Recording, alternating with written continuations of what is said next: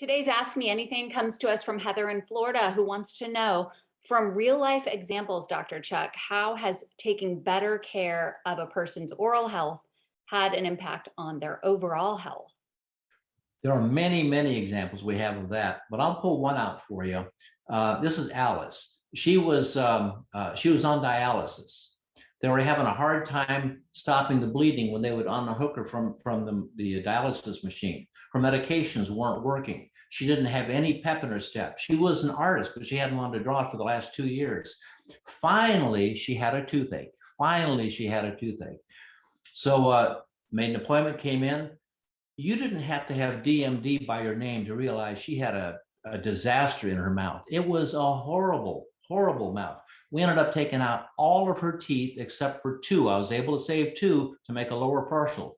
So the treatment was we put her on antibiotics, got the infection under control, removed these horrible teeth that were in there. And again, you didn't have to have DMD by your name. Anybody could look and say, oh my gosh, that's terrible. Remove that within 3 weeks. After getting the bad teeth out, within 3 weeks, no more problems unhooking her from the dialysis. Her medications were working better. She had pep in her step. She's back to doing her artwork, which she hasn't done in a long time. And what treatment did we do? All we did was remove the bacteria, remove the infection that was in her mouth going through her whole body. And what concerns me the most is this Alice had been seeing physicians on a regular basis for years, and not one of them noticed this disaster in her mouth.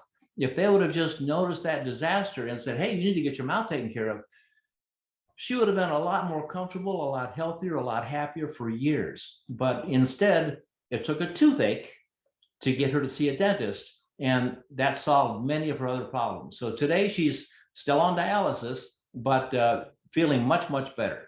So yeah, that's a real example. And we need to include the mouth. Physicians, please include the mouth when evaluating someone's health.